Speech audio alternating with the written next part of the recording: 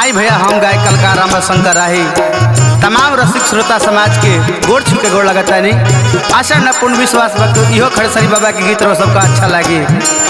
आई पावन धाम हमनी के बलेसरा में बाबा के बहुत अद्भुत नज़ारा देखे के मिलेला। आई हमनी के बीच में कुछ भाई लोग के सहयोग बा। बेंजू पर हमार मुनन भैया, तबला पर हमार धर्मेंद्र भैया और ढोलक पर हमार अंशु जी। और ये गीत हमार रिकॉर्डिंग भइल बा आदर्श स्टूडियो गढ़वार, जेकर प्रोपराइटर हमनी के अमित भैया, म्यूजिक डायरेक्टर हमनी के महेश बाबू। बहुत बहुत सहयोग मिल बा गीत में। आई सुनल जाओ। बाबा खड़ेश्वरी जी के पावन हउवे धामावा, बाबा खड़ेश्वरी जी के पावन हउवे धामावा। चली भैया पूजियाई बाबा के चरनावा, बाबा खड़ेश्वरी जी के पावन हउवे धामावा। चली भैया पूजियाई बाबा के चरनावा, बाबा खड़ेश्वरी जी के।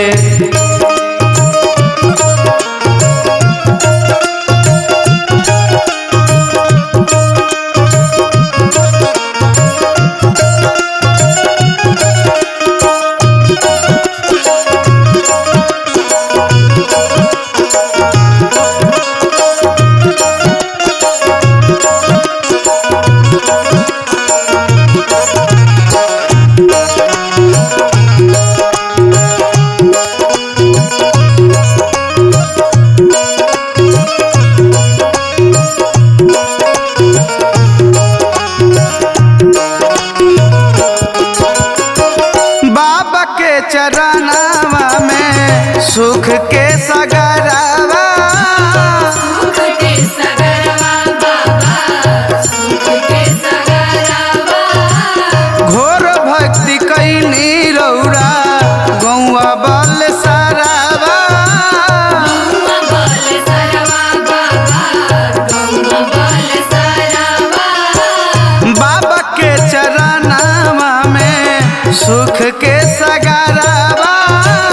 घोर भक्ति कैनी रौआ गौआ बल सरवा।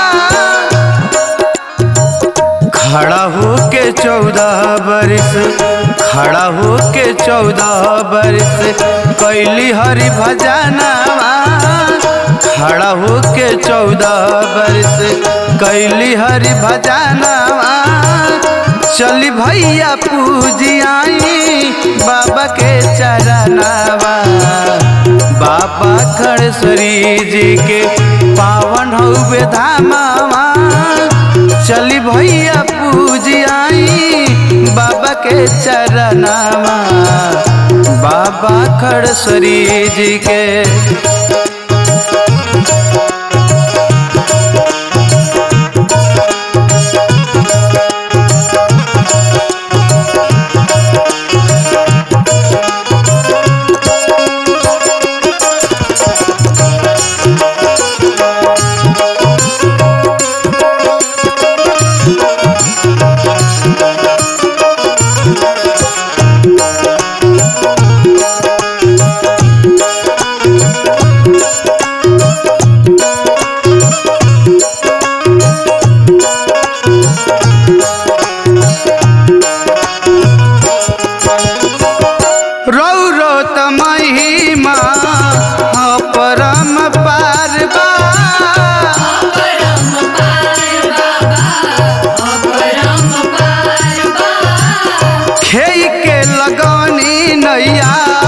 सब कर पार बा, सब कर पार बाबा, सब कर पार बा।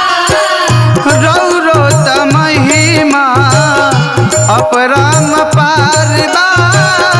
खेई के लगानी नैया सब कर पार बा।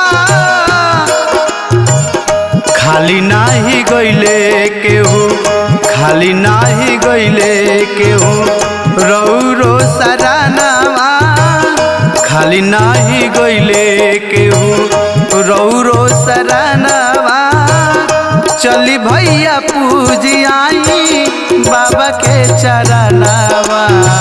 बाबा खड़ेश्वरी जी के पावन हउए धामवा चली भैया पूजी आई बाबा के चरणवा बाबा खड़ेश्वरी जी के।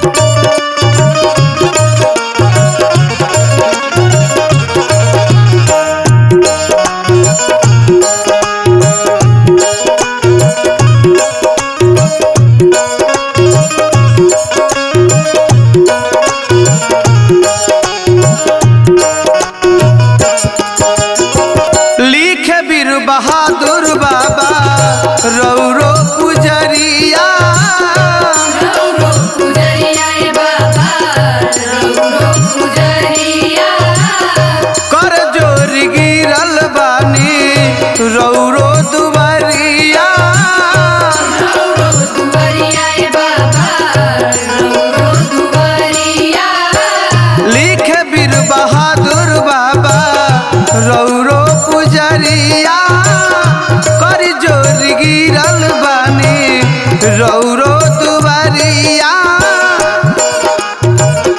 भगतन के कई दिहने भगतन के कई दिहने रौरा उधारवा भगतन के कई दिहने रौरा उधारवा चली भैया पूजी आई बाबा के चरणवा बाबा खड़ेश्वरी जी के पावन हउए धामवा चली भैया पूजी आई बाबा के चरणवा बाबा खड़ेश्वरी जी के पावन हउए धामवा चली भैया पूजी आई बाबा के चरणवा।